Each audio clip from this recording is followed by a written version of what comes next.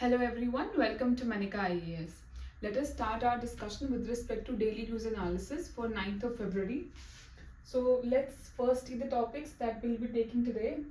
So these are the topics that we'll be discussing. So we are taking these topics in a holistic perspective, as these topics, these issues are in news for some around one and a half week. So we'll be talking about these three topics. First is your uniform civil code. This is relevant for your GS paper 2 polity. With respect to DPSPs, okay, and also this is in news because Uttarakhand government has recently passed the bill with regard to uniform civil code.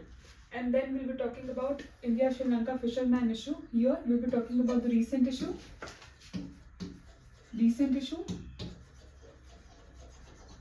Then we'll also be talking about exclusive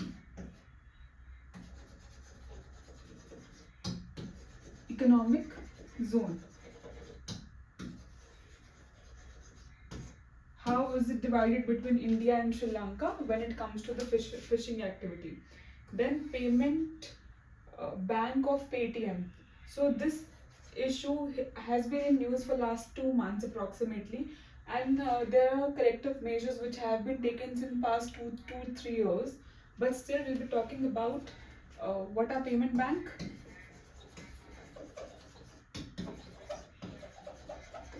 Then we'll be talking about the current issue.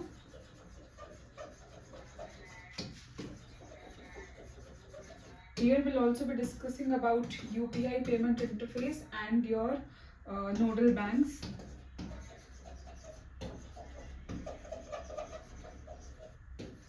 Okay, so these are the things that we'll be discussing. This is relevant for your GS paper 3.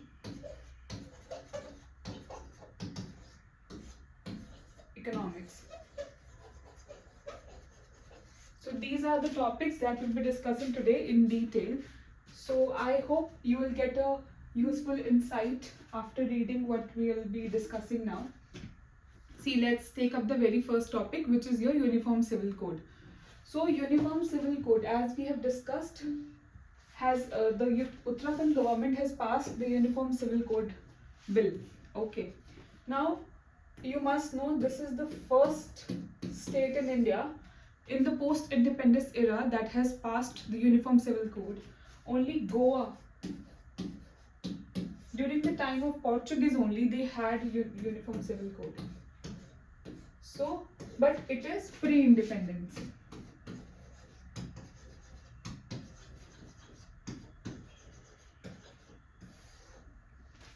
And following this move of Uttarakhand government, even Maharashtra government has taken some initial steps with respect to UCC. So what is the aim of uniform civil code? What do you mean when we are talking about uniform civil code? See, India is a secular country and it is a very diverse country. We have people belonging to each and every religion in the world. Okay. So catering to this diversity, we have different civil code. So we have Hindu Marriage Act, and then we have Muslim Sharia's Act. So these are all the kind of acts which are regulating the civil matters. Civil matter includes your related to matters related to marriage, divorce cases, child, and all these matters are related and come under the umbrella of civil code. और अभी के time पे because India is a very diverse country, they are regulated by their religious acts. There is no one code which is applicable to all the religion across the country. Okay, so UCC will create a uniform set of laws to replace the distinct personal laws of every religion about subjects such as marriage, divorce, adoption, inheritance of property. Okay, तो uniform civil code जितने भी सारे act हैं उस area में उसको repeal करेगा और एक कोड है जो across all the religion apply होगा. So it aims to bring in uniformity when it comes to civil laws in India. Okay, However, when it comes to constitution, our constitution, that we found the reference to the Uniform Civil Code under DPSP, Article 44.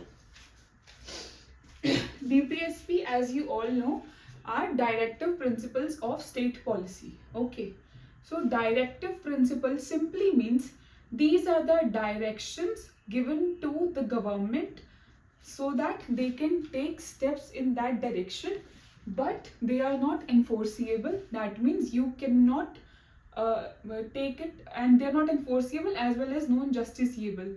That means government is not bound to take action on it, and you cannot take this matter to the judiciary and ask the judiciary to force the government to implement such laws.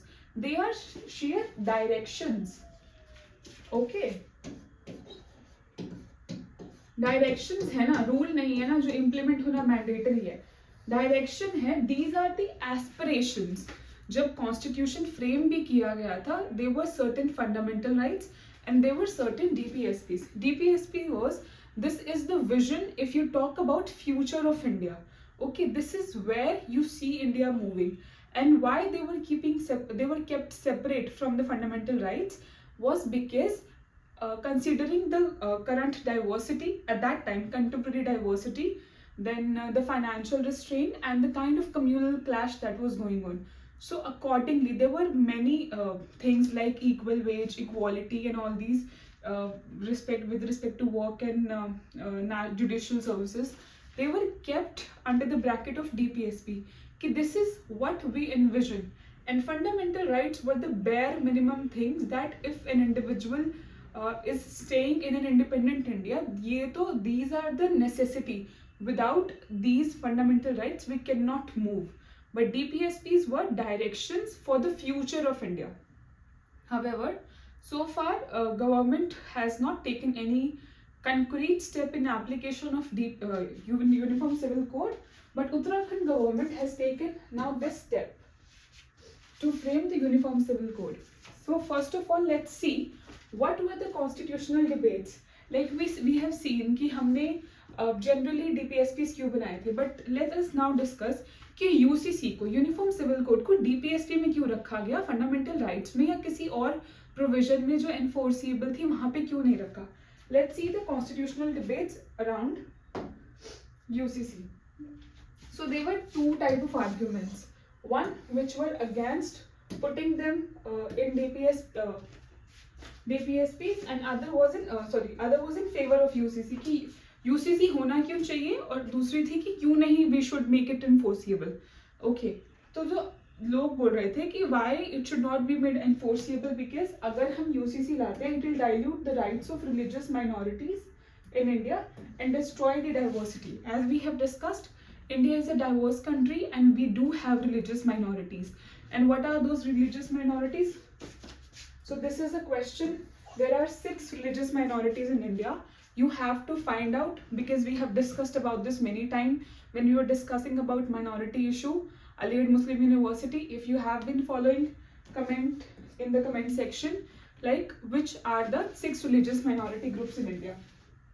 So it was the opinion of the people that if you will implement UCC, it will dilute the minority voice and it will hamper the diversity of India. Okay. Then there was this person, Naziruddin Ahmed, who was a part of this committee, a member. He said that it is against Article 25 of the Constitution, which guarantee fundamental right to freedom of religion subject to reasonable restrictions such as public order, morality and health. So, as we all know and we have discussed multiple times, Article 25, it allows freedom of religion, okay, to every individual. Now, that person mentioned that if you will impose UCC, that means they are bound to follow the law of the land, but not the religion. So, because religion also says some talk about the matter related to civil, their personal laws. So that is why it will go against the freedom of religion. Now, another thing they said, that if you actually want to implement UCC, you have to take the consent of the people. You have to take the consent of the minority specifically. Okay, so you have to take the consent of the concerned communities. You have to, because अगर सबके ऊपर same law होगा तो everybody should be ready to follow that law as well. Otherwise, what's the point? Okay, if it is causing a dissent among the people, dissatisfaction among the people. So अगर आपको लाना भी है तो the society should be agree, because religious sentiments are very touchy area. So people generally don't want to alter those, and this we also witnessed during the removal of triple talaq as well, and we have also seen this during the matter of Sabrimala issue as well. So there are always two groups who are against and who are in favor. So these were the argument put forward by the people who were saying the UCC should not be made mandatory. And then there was this other group which was in favor of bringing in UCC. So K.M. Munshi, he said that UCC would not defeat the principle of freedom of religion, since the state is empowered to make laws related to religious practices if they were intended for social reform. So he said that it will defeat the purpose of Article 25. Mr. K.M. Munshi said, no, it will not defeat the purpose of Article 25. Instead, since India is an active secular country, it's not a passive secular country. So, state is empowered to make laws which will be responsible for improvement of social in bringing in social reforms. Okay, so this is something that we can do for the betterment. If you are bringing in UCC for the betterment, then you should bring it. Now, what are the benefits if you bring in a UCC? The benefits are, it will promote equality for women, since personal law often prevent the elimination of discriminatory practice against women. So if you have been seeing the personal laws, they generally tend to be in favor of male and less in favor of women. So if you bring UCC, it will give equal voice to men and women in matters related to the civil laws related to marriage, divorce, etc.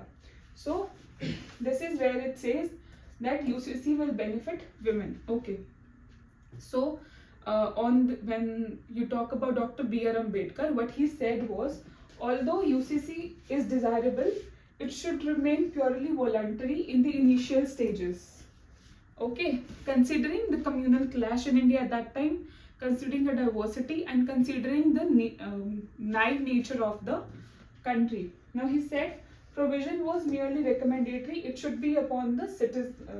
It should not be imposed upon all the citizens. Okay, we can keep it recommendatory, that if you want to follow, you follow, but हमें impose नहीं करना चाहिए initial stage पे, because the country is not ready.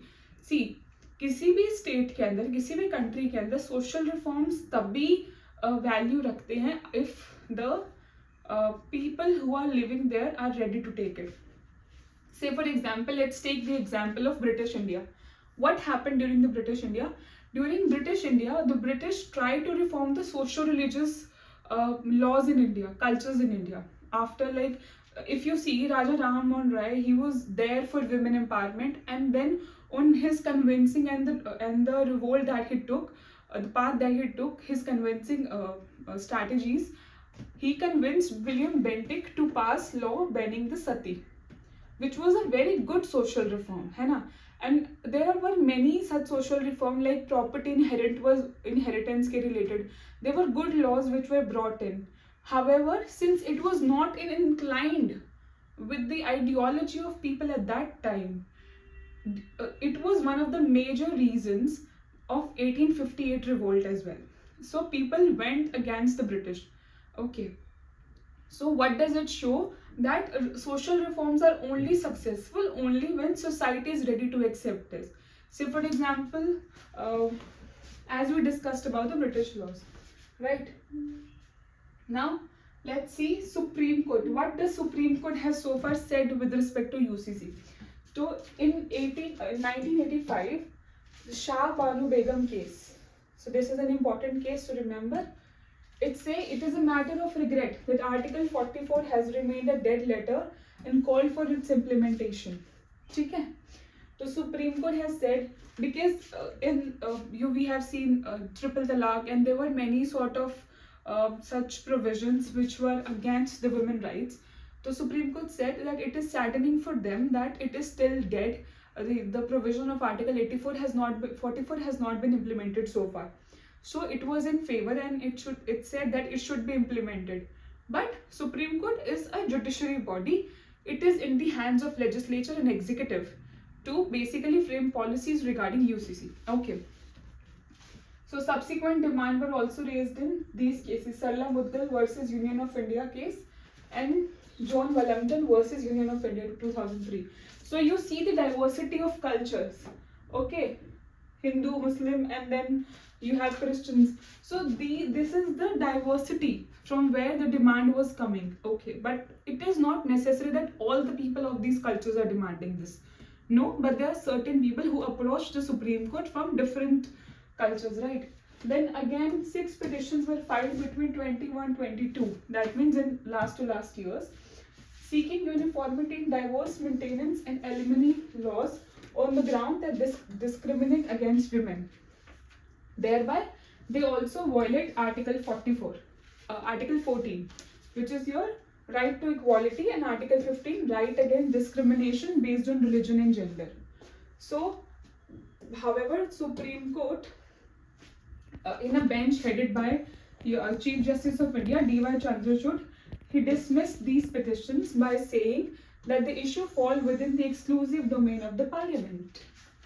Okay. Now, these are your fundamental rights, Article 14 and Article 15. And if you talk about Sabrimala issue as well,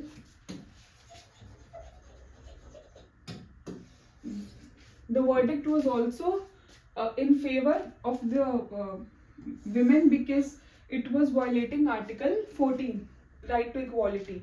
Now here they also filed petitions saying that women are often discriminated in these laws if you talk about religious laws, personal laws. So they demanded that there should be uniformity in the laws. However, Supreme Court held, as we have discussed, the matter with respect to formation of law fall within the domain of legislature, the Parliament. So that is why there is nothing much then Supreme Court can do. Okay.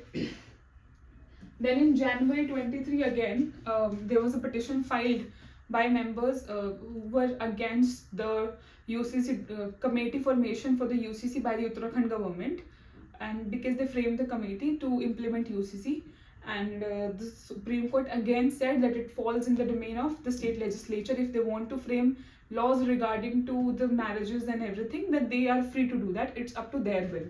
Okay, so there is nothing much that Supreme Court can do. Supreme Court, however, can do if there are certain provisions in the law which are not constitutional, which goes against the constitutional mandate, then obviously on those domains Supreme Court can give its decision if that is taken to the Supreme Court, right? However, if mere for them to make law on a subject that fall within their domain, it's constitutional, then why will Supreme Court intervene there? So that is perfectly constitutional for them to frame laws on the matters related to marriage, divorce and everything, because they fall under the concurrent list entry 5. So under Article 162, it is the state government who can frame laws related to these matters. So that is why, however, if you find today, as we'll be discussing, certain laws which are not constitutional, certain provision of the law which is not constitutional, you are in all your rights to take that particular provision to court and ask them to whether comment if it is constitutional or it should stay, and if it is not constitutional it should not stay. Okay, now that falls within the domain of judiciary to judge the constitutionality of the law or not. Okay, now that is something which fall within the domain of judiciary, but mere formation of law doesn't fall, that falls under the domain of legislature. So if you talk about law commissions, give me a second. If you talk about law commissions, so in the 21st law commission, see these what we are discussing with respect to Supreme Court provision, the debate of the Constitutional Assembly, then these law commissions, they will give you very important points and you can use them to substantiate your arguments whether UCC should be implemented, should not be implemented. So make a note of these points, and you can also download the PDF from the Telegram channel, or I'll be giving the link for the channel in the description box below. So from there you can take. Other than that, let's talk about law commissions. See, law commissions का क्या opinion था? It was in 2018 August that 21st Law Commission headed by the former Supreme Court Judge Balbir Singh Chauhan submitted consultation paper, and it said that unified nation did not necessarily need uniformity, adding secularism could not contradict the popularity prevent. Okay, so what does it say? Secularism cannot contradict popularity. So this particular, however, he recommended that discriminatory practices and stereotype within existing personal law should be amended. Although it said that there is no need of uniform civil code at present, we do not need it. Okay. However, if there are any practices which are discriminatory in nature, which are stereotypic provisions, you can eliminate them. They need to be amended, but it is not desirable at this point of moment that you implement UCC. Okay, this was the opinion of Law Commission in 2018. Coming to 22nd Law Commission, which was in 2023, the opinion changed.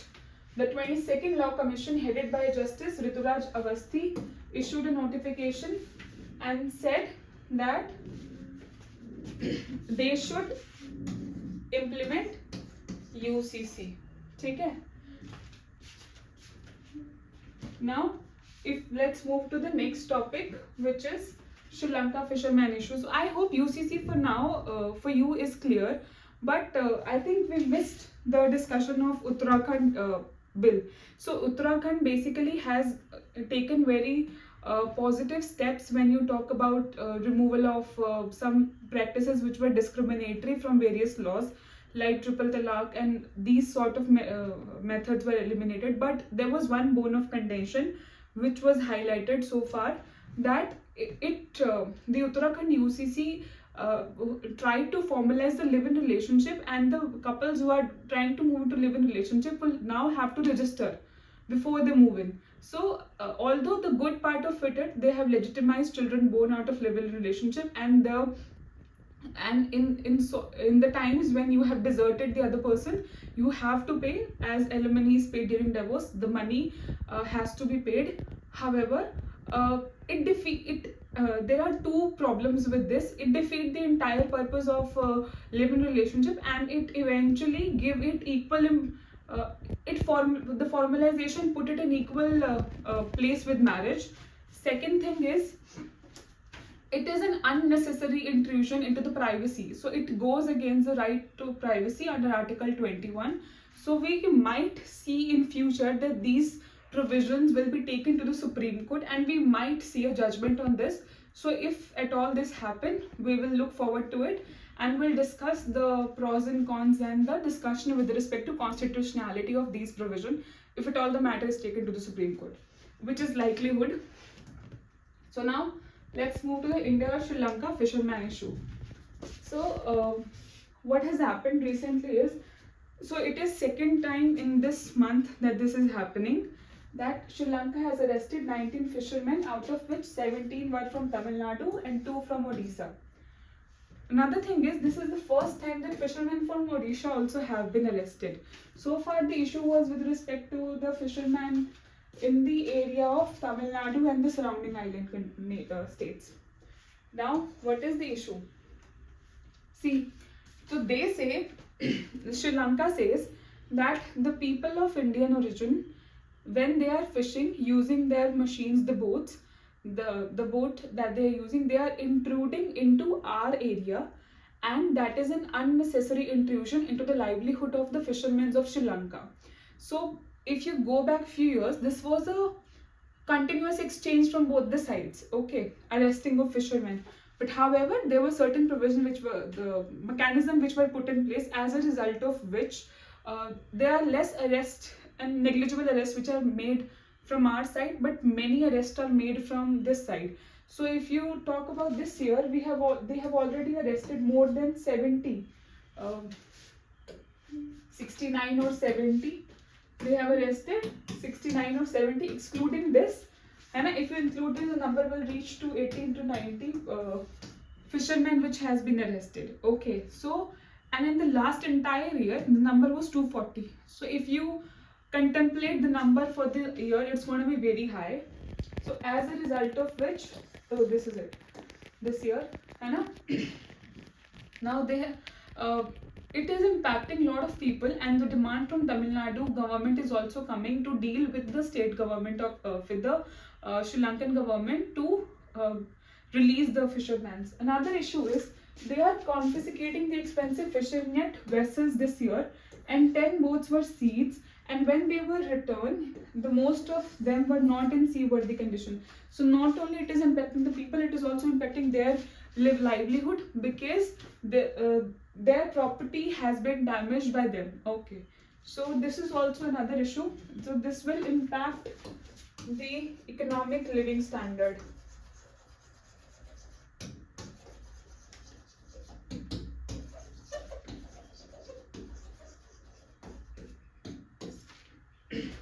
So why are they arresting? Because Sri Lanka is also under pressure from its northern province fishermen to act against Tamil Nadu fishermen, who they accuse of resorting to destructive bottom trawlers, a practice banned by country since July 2017. So there is a technique called bottom trawling to catch fishes. Now this practice was banned by Sri Lanka in 2017. However, the people of the northern province of Tamil Nadu says that Indians are still using the bottom trawler, which is to an extent right also. So that is the issue. Now India promised to end bottom trawling in Park Bay and incentivize fishers to take deep sea fishes under Blue Revolution scheme. However, they are still active. ठीक है, India ने promise तो किया था, but they are still active. Okay, so fishermen also face a problem as under Tamil Nadu Marine Fishing Regulation Act 1983, which mechanized fishing boats are permitted to fish only beyond 3 nautical miles from the coast. And since this distance between Dhanushkodi and international maritime boundary line is only 9 nautical miles, breaches do occur. Okay, so the distance का भी problem है. That जो mechanized fish boating है वो 3 nautical miles तक ही permitted है.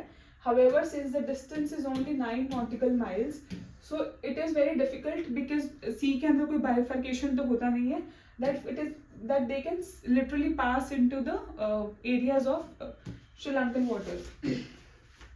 Now, step taken. Prime Minister Narendra Modi emphasized in 2015 that tensions over fishing must be handled as a humanitarian concern. Okay, since they are also not equipped, they do not know the areas and everything, so they are not equipped with the devices, with the knowledge of everything, so they do fishing as a general activity. Okay, in 2016 November, both countries agreed for a joint working group on fisheries that would meet every 3 years. Also, there will be a biannual meeting of the ministers of fisheries. However, there have been very less sittings on this matter, and that is why the issue is still in a limbo. Now, what is the way forward? Tangible and targeted action is needed to encourage, first of all, deep sea fishing.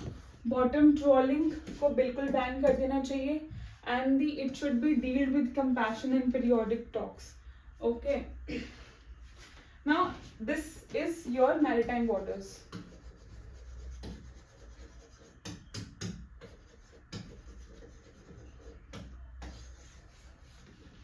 ठीक है.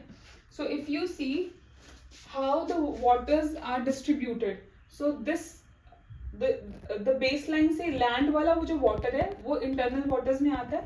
वहाँ से territorial वहाँ से 12 nautical miles is your territorial sea, which falls in your zone.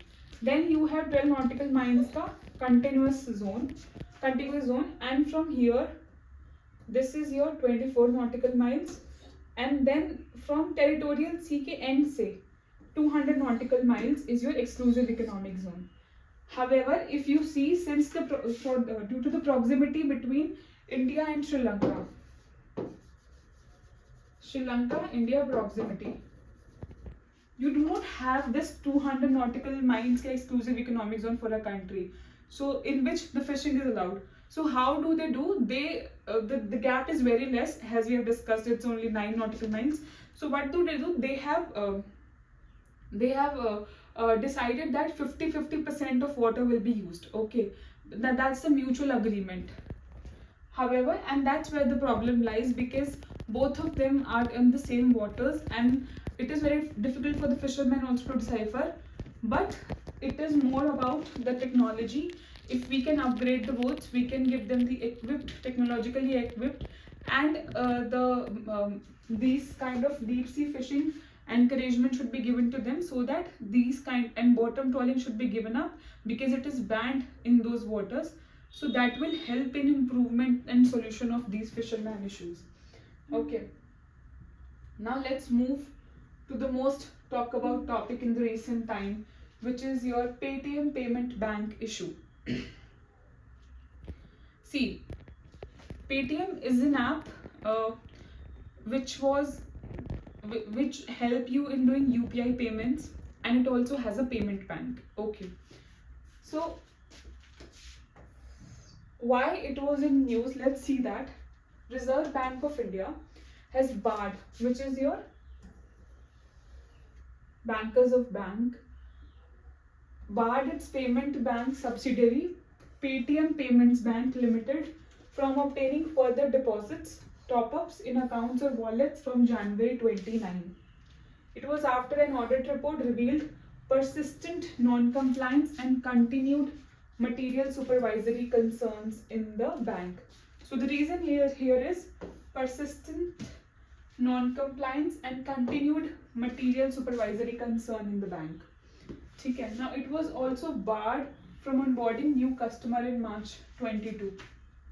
So it's not the very first time that they have been asked to stop certain activity. It was in March 22 as well that they were barred from onboarding new customers, and as a matter of fact, since 2018 there were multiple supervisory actions which were taken, and they were also asked to have a separate independent auditor who can audit their reports. So there were multiple steps which were taken in past 3 to 4 years.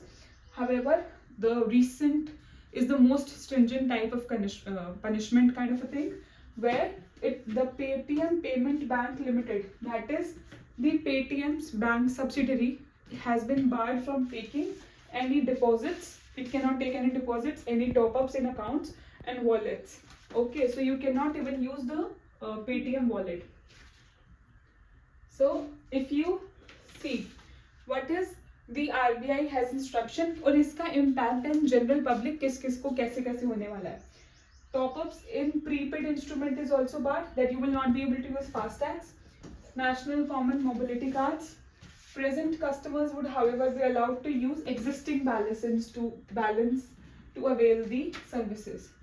So cards वगैरह के अंदर जो top-up connected banks का है वो नहीं हो पाएगा after 29 if it is linked with the Paytm Payment Bank Limited, and we'll discuss how this can be changed. Okay. Now it has been prohibited from carrying out any banking service in nature of APS, IMPS, etc. Bill payment UPI नहीं कर सकता. ठीक है. But इससे क्या UPI payment impact होगा? We'll discuss this. So just stay tuned.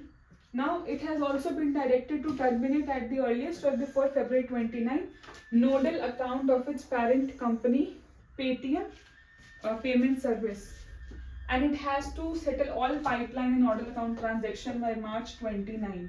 ये deadline दिया है, March 29 तक सारी settlements करनी पड़ेंगी. Now इसके अंदर हमने एक टर्म देखा नोडल बैंक. We'll discuss हम UPI का स्ट्रक्चर, नोडल बैंक क्या है, धीरे धीरे आपको ये सब समझ में आएगा कि कैसे कैसे एक्टिविटीज को ब्लॉक हो जाएंगी या कैसे उसे इवेड किया जा सकता है, और इज इट फिजिबल और not feasible. But before we get into the discussions of all these things, let us first basically understand कि पेमेंट बैंक होता क्या है. See, payment bank were the instrument which were brought by the government in 2016 on the advice of Nachiket More committee in order to ensure financial inclusion.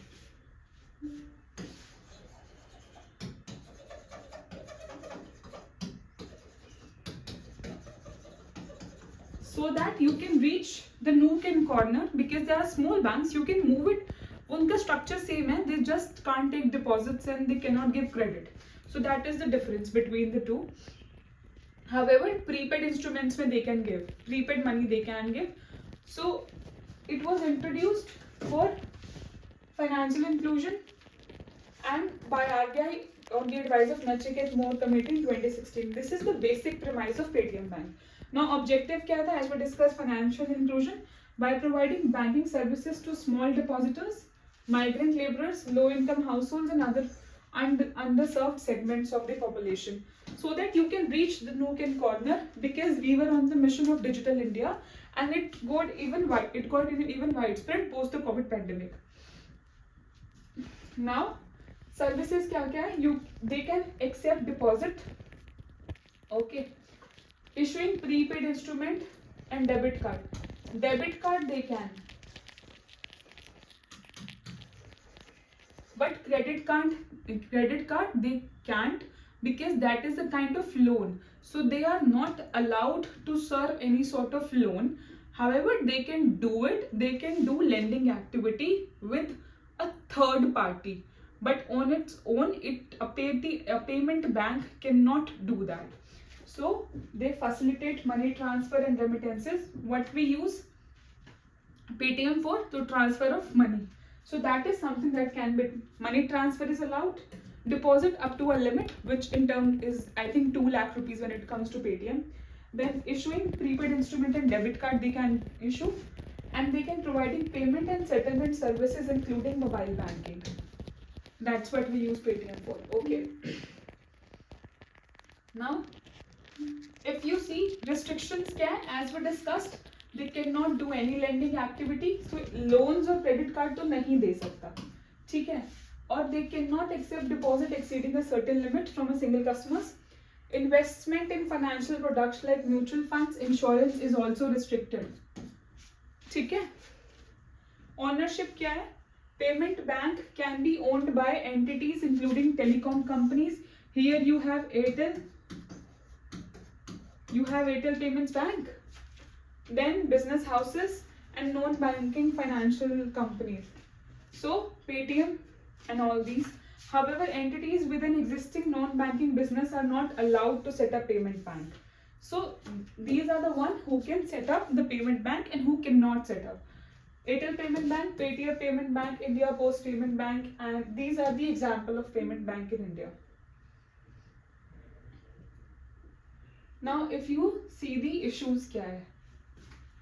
See,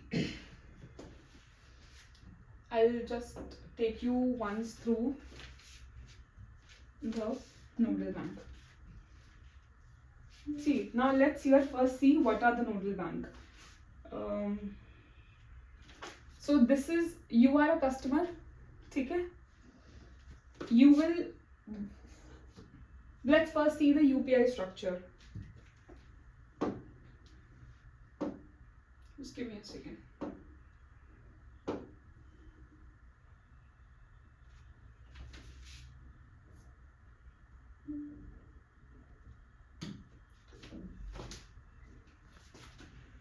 See now, if you see here how a UPI transaction happen, ठीक है? So this is your Paytm. You will and this is your merchant जिससे आपने सामान खरीदा. This is a merchant from whom you bought some product, okay? And you are using consumer Paytm to pay UPI payments, okay? So you use Paytm, and from Paytm the money is being sent to merchant, and it is not occurring directly. Here you have a nodal bank in between.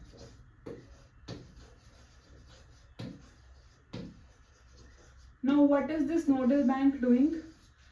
जो भी पैसा आपने इसको transfer किया it will stay with the nodal bank. यहाँ पे notification चला जाएगा but in reality it is T+2 कि वो पैसा ट्रांसफर होगा मर्चेंट के अकाउंट में. Merchant is the seller of any product. Okay, this is how it is occurring. अब क्योंकि पेटीएम का जो नोडल बैंक है वो पेटीएम पेमेंट बैंक है.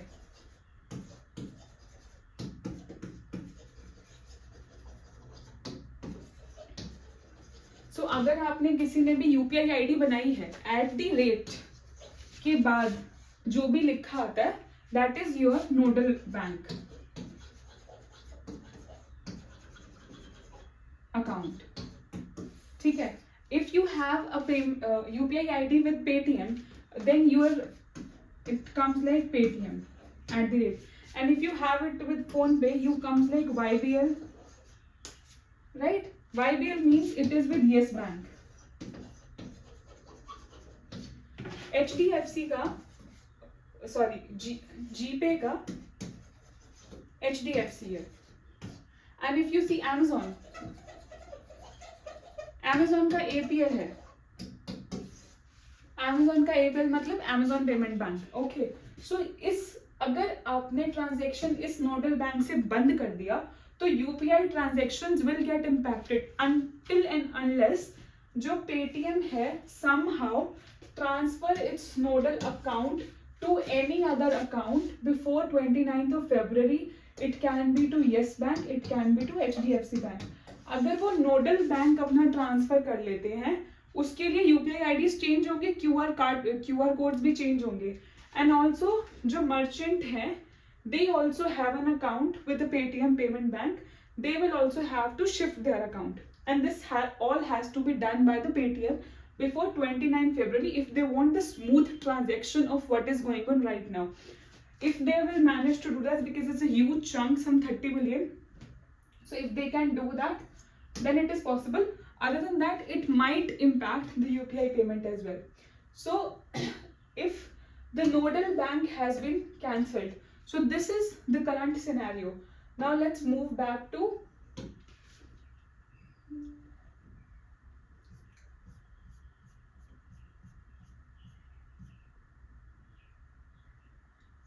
we were here, right? So this is your customer and then this is your e-commerce website. Payment gateway is your Paytm and this is the nodal account and this will be delivered to any seller and this is your time taken to settle the payments. This is how the structure of a nodal account. So this was impacted. Okay, now if you see this here, so what has Paytm what has Paytm done wrong with respect to the payment bank that it has been banned? There are 2-3 things. First of all, as the RBI has mentioned, there is a non-compliance with RBI. Governor said that the regulated entities were initially nudged to take corrective actions, and they were given sufficient time also, but they were non-compliant. As we discussed, they were asked to have an independent auditor and many such steps were asked to be taken, which as per them is not compliant. And then ways to open Paytm bank account. ठीक, see जब भी आप register करोगे Paytm पे initially when it came in 2016-17 it was mandatory for the people to open a Paytm bank. ठीक है. Now bank account, Paytm bank account उनके लिए खोलना बहुत जरूरी था, मैंडेटरी था.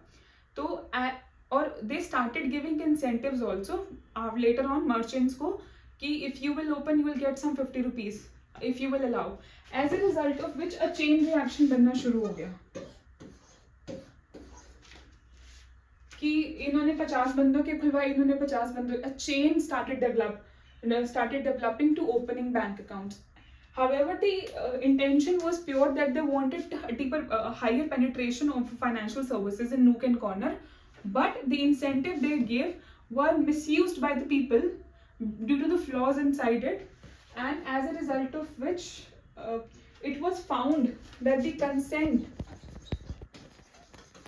to open Paytm bank were not given by the consumer itself but given by these marketer, the people who are doing the sales, or salesperson or marketman. Okay, so as a result of which it was figured out that over 10,000 accounts were found to be linked with the same PAN to their accounts.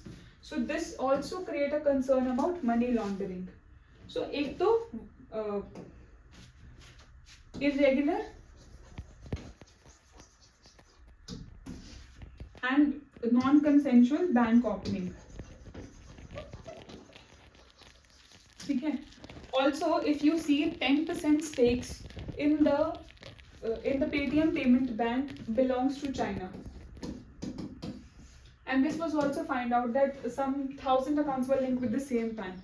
So as a result of which it shows that there are some sort of money laundering activity can be going on.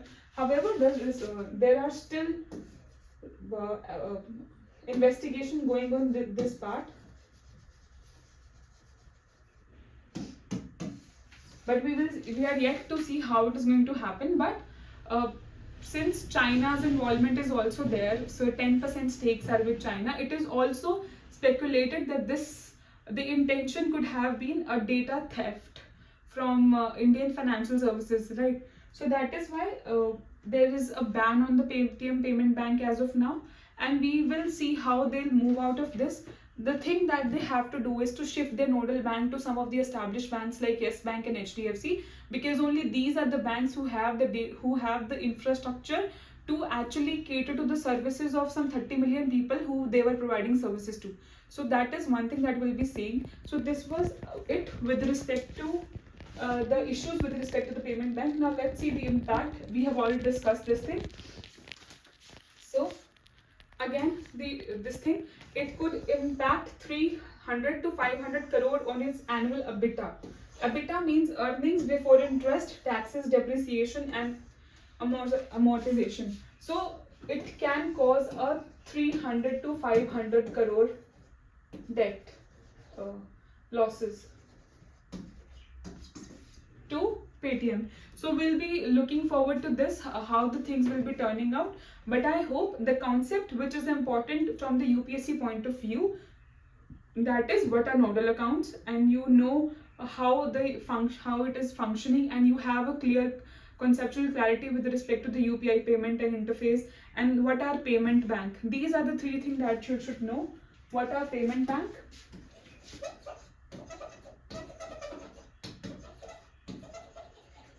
Payment bank क्या है? Then what are nodal accounts?